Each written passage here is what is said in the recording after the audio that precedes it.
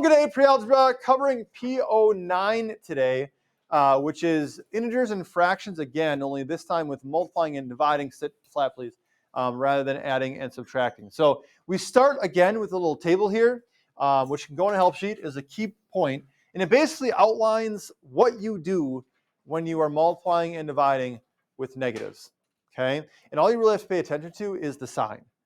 Right? It's not like addition and subtraction. We have to think about which direction you go. With fractions, it's not like if you think about a common denominator, okay?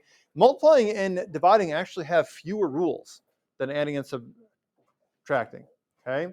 What is our rule for multiplication and division when we have a positive multiplied or divided by a positive?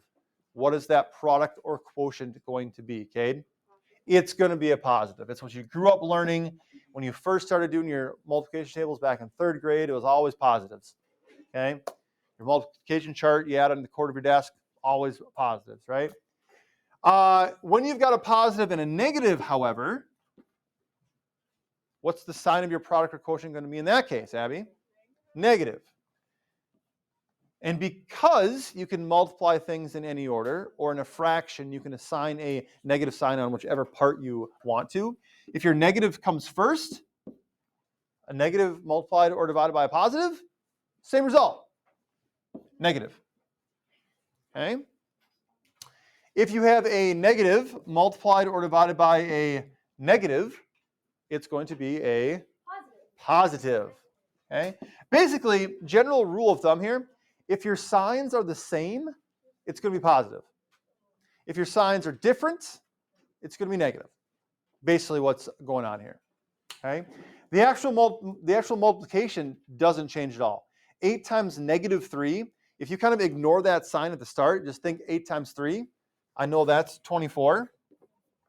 Then you can look at it and say, okay, one's positive, one's negative, therefore my answer is going to be negative. Negative 4 times negative 5. I know that 4 times 5 is 20. Now you look at the signs. Negative times a negative, that's going to make it positive. So you wouldn't do anything there. Okay? If you have not seen multiplication written with just parentheses like that, that's how it looks. Okay? Negative 10 times 6 is what that would say. And so you can think of 10 times 6. I know that's 60. One's negative, one's positive. So my answer is going to be negative 60. Okay. Questions on integers? Pretty straightforward, I think.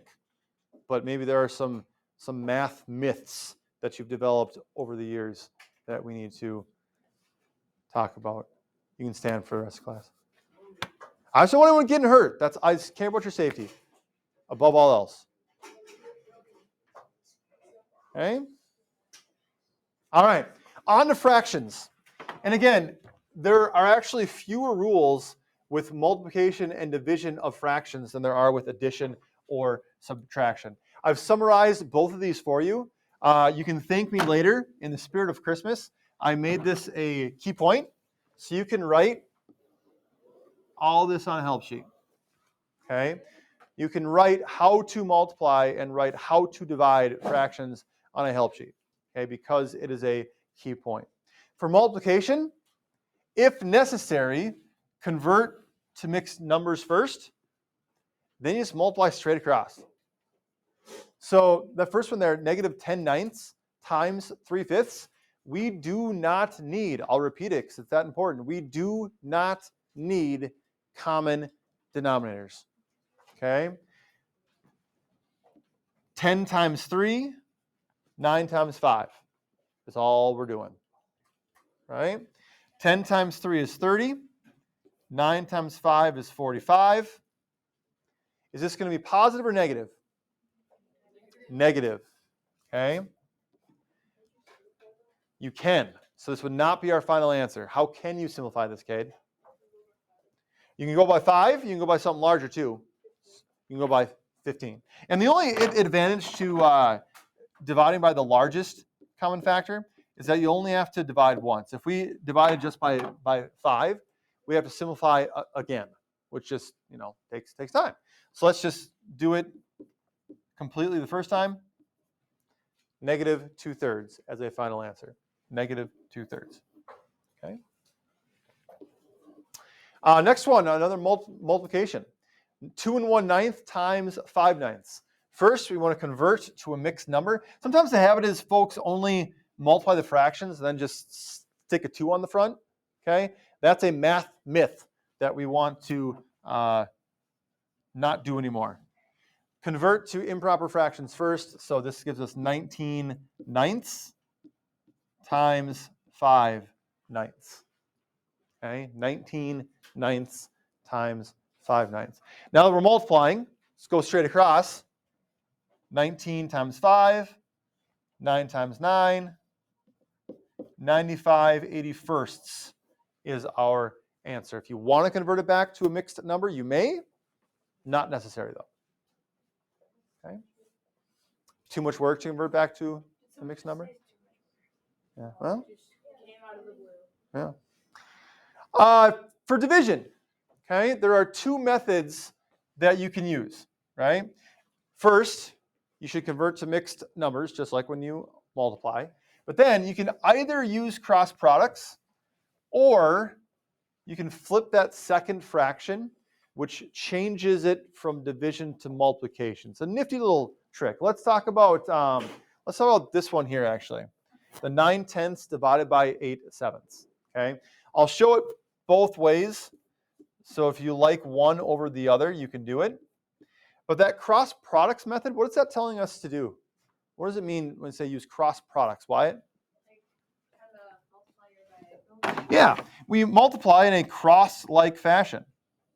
Okay, 9 times 7 and 10 times 8. 9 times 7 gives us 63. 10 times 8 gives us 80. And we can't simplify that, so we're done. How do I know that 63 goes in my numerator? Sometimes I see that happen where folks use this, but they put the 63 in the denominator and the 80 in the numerator. It obviously matters, right? Which one goes where? How do you know where that 63 goes? Anyone know?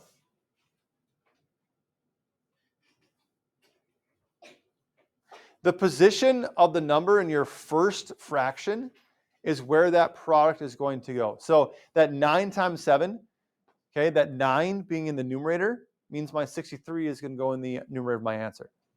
10 times 8, that 10, that first fraction, that 10 being in the denominator means my 80 will be in the denominator in my answer, right? The second method, 9/10 divided by 8/7. The second says flip the second fraction and multiply straight across. So that second fraction, that 8/7 becomes flipped, becomes 7/8, and now we're multiplying. So when we say divide the fractions, we really don't divide anything at all, do we? Because either way that you do it, you end up multiplying. You either multiply 9 times 7 crossways without flipping it, or if you choose to flip it, notice that you're now multiplying 9 times 7 anyway, because now that it's written as multiplication, now we're going straight across, right? So either way, you get 9 times 7, 63, and 10 times 8 is 80. It just depends on how you want to write that. Leave it as written and multiply using cross products, or flip that second fraction and multiply straight across. Okay? It does have to be the second fraction. That's why I bolded it. Right? Extra important. It does have to be that second fraction. Flipping the first fraction will not work. How are we doing? Great. Oh. Thanks for all that. Okay. Any others that you want to see done now? Well, you've got me and I'm right here. And otherwise, this is going to be homework for tomorrow. So any that you want to see? Yes, the entire one page will be homework for tomorrow. That's so much. Oh, there's a second page? Oh, I forgot about that. Let's just.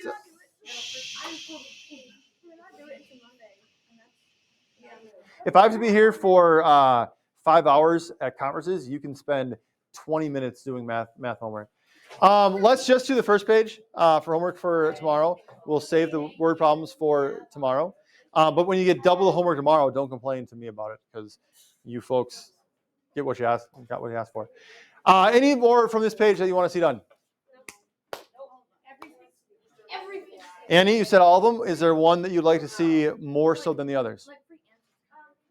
So would you like to see one? Yeah. Which one would you like to see?